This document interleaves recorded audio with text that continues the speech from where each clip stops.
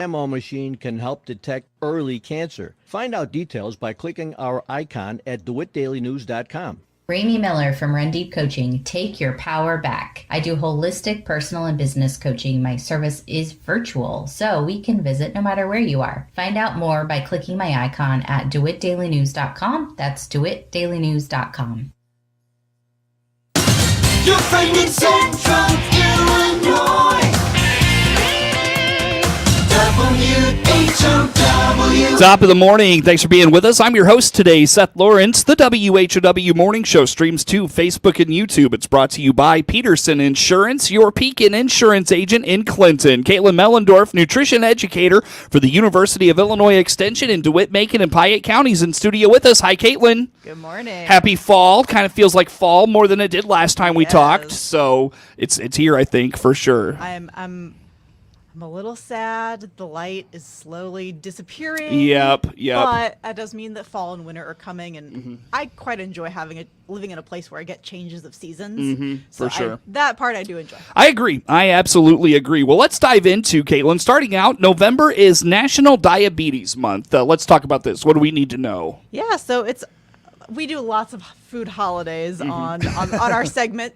And so this month is a little bit more of a serious thing, right? Diabetes is a major health condition. So about 1 in 10 people nationally have diabetes, and then about 1 in 3 people have pre-diabetes, where their blood numbers would be a little kind of trending towards diabetes, but they're not quite there yet. And so this is a good month, as our, every month, to talk about what is diabetes, what does that look like, and then especially for us here in Extension, how does food play a role in managing your health? And so usually the thing is, okay, people get a new diagnosis, whether it's pre-diabetes or diabetes, what does that mean? And so for us eating food, we chew up food, we swallow it, we start digesting in the stomach. And those nutrients, including sugars in the foods we eat, get pulled into the bloodstream, and they get pushed around the body. And that sugar is used by the body cells for energy. For folks with diabetes and prediabetes, their blood sugar stays higher than normal. So we like to see a gentle rise as we eat food. Our blood sugar should rise, right, if we're eating food that contains sugar. And it will go up a little bit, and then it'll peak, and then it'll start to fall as we, don't eat between meals. And then it'll rise again as we eat food, and then it'll drop later as we don't eat food. For folks with diabetes and prediabetes, their blood sugar, their blood glucose is just staying higher. And it's not getting into the body cells to be used as energy. And so a lot of people feel really fatigued.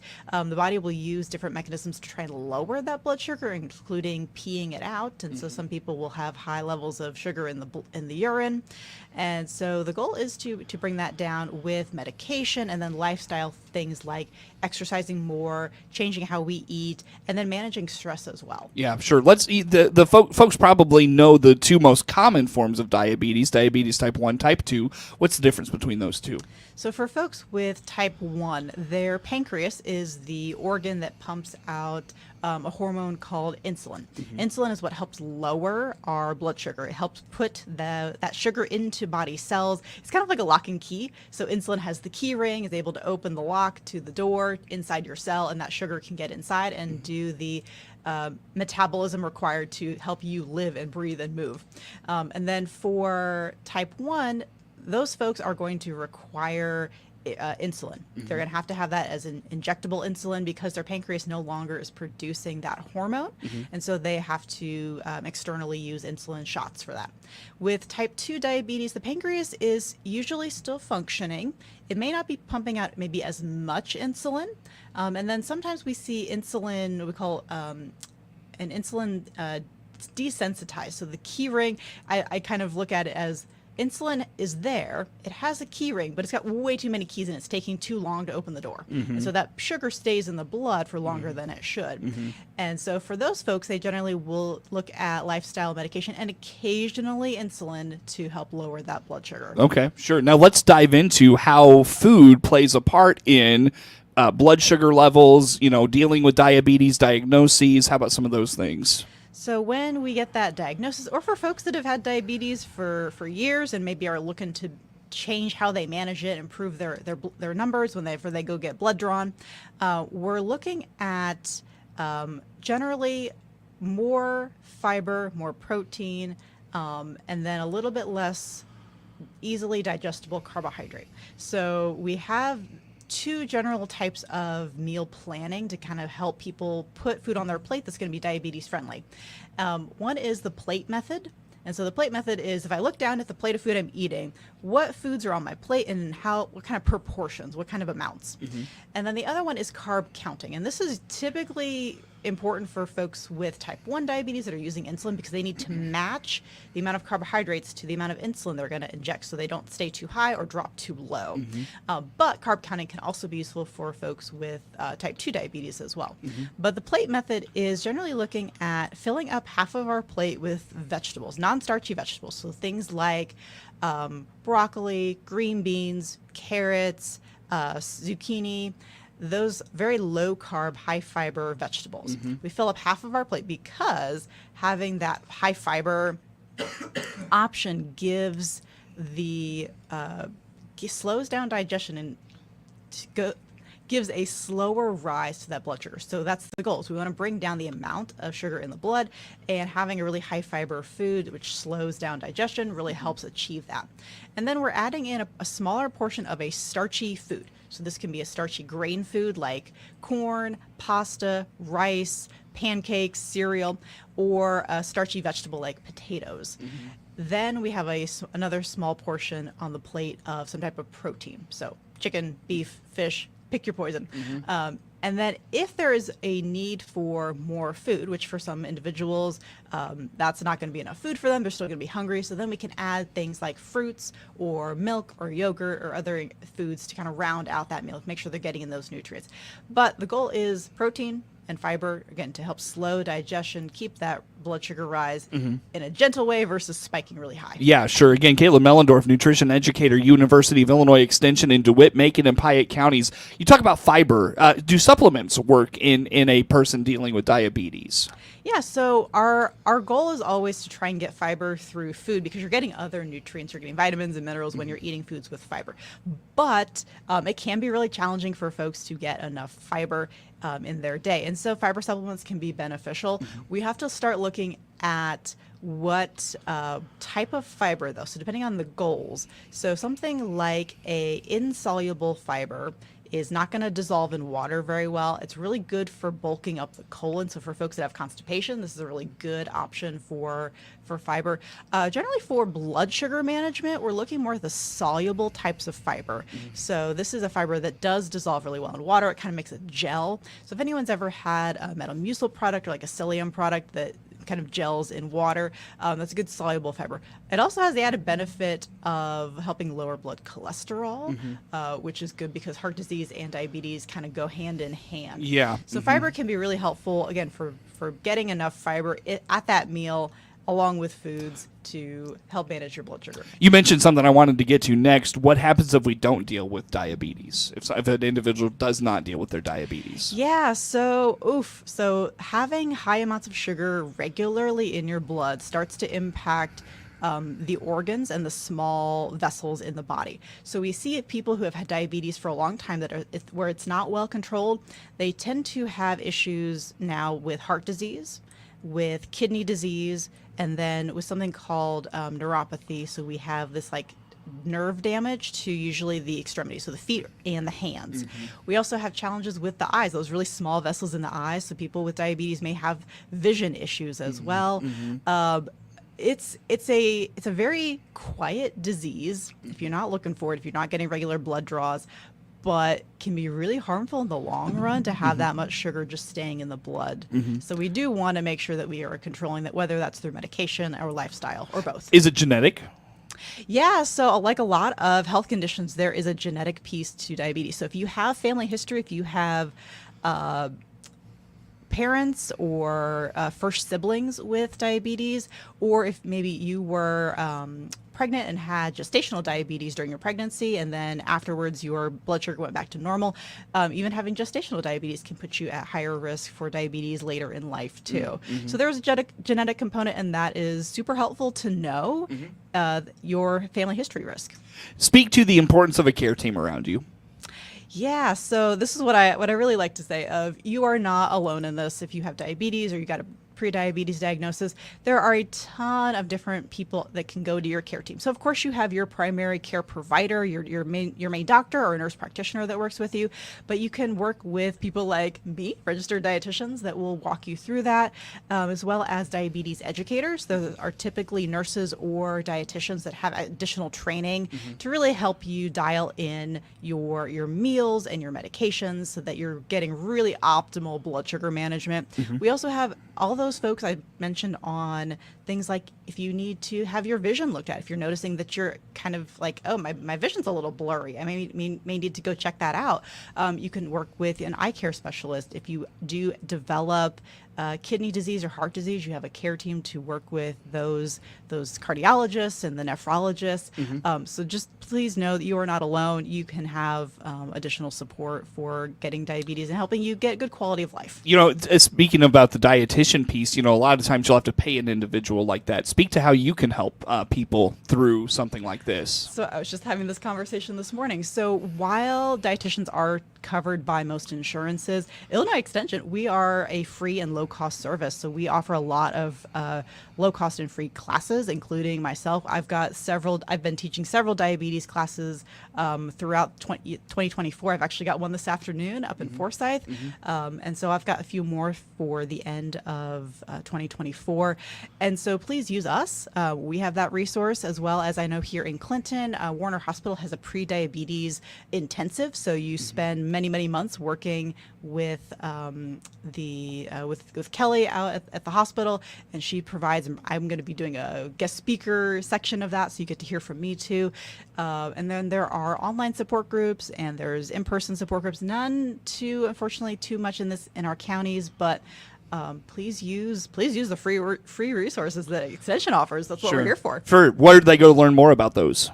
So we do have a diabetes website as well. So you can go find upcoming classes locally at extension go.illinois.edu/DMP for DeWitt, Macon, Payette for upcoming classes. And then you can visit our general diabetes website if you just want to do some reading at extension.illinois.edu/diabetes. Easy enough. Caitlin Mellendorf, nutrition educator, University of Illinois Extension in DeWitt, Macon, and Payette counties, in studio with us. We'll talk more with Caitlin next on The Morning Show.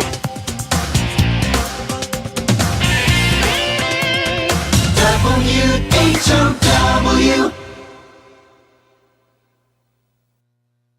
LFB.org. Let's check the markets now on the RFD Radio Network. I'm Jim Taylor. Corn, beans, and Chicago wheat all higher at this hour. December corn up 3 1/4, 4.12 3/4. March corn up 2, 4.25 1/4. May corn 4.32 1/2, up 2. November beans up 7 1/2, 9.88 1/2. January beans 9.97, up 7 1/4. March beans up 7 1/2, 10.09 1/2. December wheat up 1 1/2, 5.73 3/4. March wheat up 1 1/4, 5.93 1/2. December bean meal down 40 cents, 3.1790. December bean oil up $1.05, 43.44. Livestock market, October feeders up 52 cents, 248.10. October live cattle up $0.50, 187.50. December lean hogs up 32 cents, 78.60. Energy market, November crude oil 71.78, up $1.22. Jim Taylor on the RFD Radio Network. Here's Clinton Save-A-Lot owner Dave Jackson on Fighting Inflation 2024. We are very strategic about our pricing. The other thing is you almost never have to wait to get checked out. On top of that, we don't make you be the cashier either. We try to make sure in order to grow, you have to have labor. So we make sure we have enough people to do the job, and in order to absorb the growth that we've experienced for 24 years straight. Dave and his staff help you save up to 40% on your food bill every day at your Clinton Save-A-Lot. And as Dave always says, Hope to see you soon. Rehab, recover, and return home. When you or your loved one use the Bounce Back program at Liberty Village of Clinton. When you're not ready for a nursing home, their Bounce Back program is the answer. Click their icon at DeWittDailyNews.com. Simply the finest. SIU Family Medicine wants the best health for you and your family. Be a champion. Protect your loved ones. The SIU Center for Family Medicine of Lincoln is accepting new patients. Click their icon at DeWittDailyNews.com to schedule your appointment. Your friend in Central Illinois, WHOW. Once again, a good morning. Thanks for being with us. I'm your host today, Seth Lawrence. The WHOW Morning Show streams to Facebook and YouTube, brought to you by Peterson Insurance, your Pekin Insurance agent in Clinton. Again, Caitlin Mellendorf, nutrition educator with the University of Illinois Extension in DeWitt, Macon, and Piatt counties. And Caitlin, let's talk deer donation program. Of course, I was actually, before you came in this morning, was working on a hunting story with our DNR folks about the deer hunting season coming up. This program is in year 3 or 4, I think. 3, yeah. So tell us about this. Yeah, so this is, we're so excited that this has grown. We've had so much interest in this. And so the last 2 years, our first donation season, we had about 8,000 pounds of meat donated. Wow. Then last year we had about 12,000 pounds of meat donated. And so, we'll take it if we can beat our record every year. But we had some big changes this year. So we are partnering with Feeding Illinois, which is the network of food banks around the state of Illinois. And so they are going to be providing us a 1-to-1 match. So any funds that we raise, Feeding Illinois is going to match 1-to-1. And so that is excellent, because if someone donates $50 to our program, Feeding Illinois will match that other $50, and we have $100 which processes 1 deer. So all of our partnering meat processors are reimbursed $100 per deer, and so having $50 and then $50 and being able to match that, it's going to be so helpful for us. So we're super excited to have that partnership. Also, we have changed our name with that. So we have the program has previously been called Illinois Deer Donation Program. We are now calling it Hunters Feeding Illinois. And so we have that name update. And then also we are expanding territory. So we are down in the southern part of the state as well, which is great. They already have a network down there with area food pantries. They've already been doing deer donation programs. So we're super excited to have those Illinois Extension staff be able to kind of fold it into a program and increase the territory that we're at. Let's go back a step. Tell us about this program. What is it? How does it work? How about some of those things? So for this, Hunters Feeding Illinois is a partnership to connect hunters, meat processors, and food pantries in the local area to bring our food pantry guests and clientele access to lean protein that is venison. And so hunters are going to be able to go out anytime during the season and drop off a harvested deer with a partnering meat processor, all free of charge. So they do not have to have that covered. So they can have just hopefully the personal excitement of I get to go hunting and I get to donate to my community as well. Our meat processors are going to turn all of that deer into ground venison, so think hamburger. And then our food pantry partners are going to pick up meat and share that with their clientele during distributions. Illinois Extension pops in at that distribution phase where we're able to provide things like direct education in terms of recipe sampling. So if you have never tried venison before and you're thinking, what is this? What does this taste like? We'll give you a sample. Make sure that it's something that you're comfortable with. And then providing recipes, recipe cards, and items to support cooking at home. So things like pot holders. We have, we call them meat mashers. So if you've ever used, it's a multi-pronged masher on a stick. It breaks up that ground meat really nicely. And so for folks that are thinking, oh, I've never had venison, what is that like? We generally say if you have a recipe for ground beef, venison's an excellent substitute. The flavors match really well, and venison is so lean. There's very little fat to it. So depending on the recipe, you may actually want to add a little bit of fat back to it. Yeah, for sure. So when it comes to a hunter, does it matter whether they harvest it by shotgun, by bow, archery? Like, does that matter at all in this program? It does not. And we actually encourage hunters.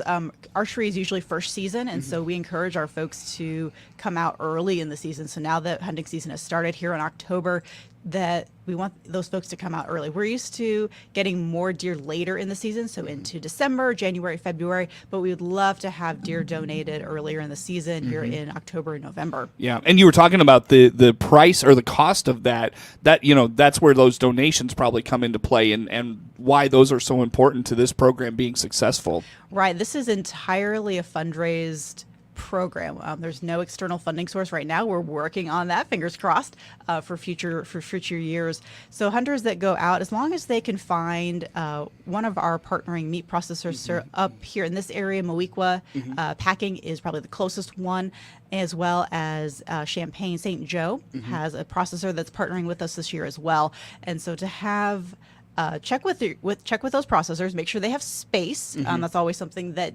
during the height of the season, they get very busy, they get full. And so we do want to make sure that before you harvest a deer, do double check, make sure they've got space to take that. Yeah. So we don't want you to harvest it, expecting to be able to get it processed for free, and then they're full. Yeah, and that's what I was going to ask next, is do they have to go to a pre-approved processor? So it sounds like they do need to go to a meat processor that you have on your list then, correct? Right. So we have our partnering meat processors just from the food safety element. We want to make sure that our processors are having the necessary tools and equipment to keep all that food safe. Sure.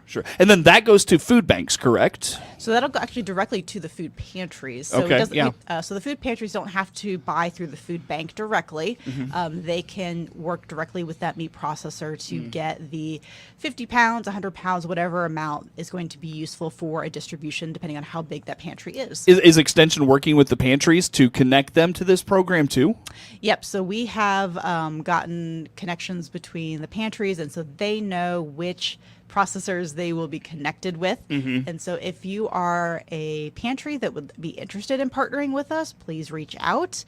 We have our website resources and all of our contact information, whether you are in the central part of the state or the southern territory. So go.illinois.edu/deer donation will send you to our website, as well as follow along on Facebook, where we'll be sharing recipes that even the public can utilize, as well as when we get fun updates throughout the season. We love to showcase when pantries get meat, or to have our processors highlighted.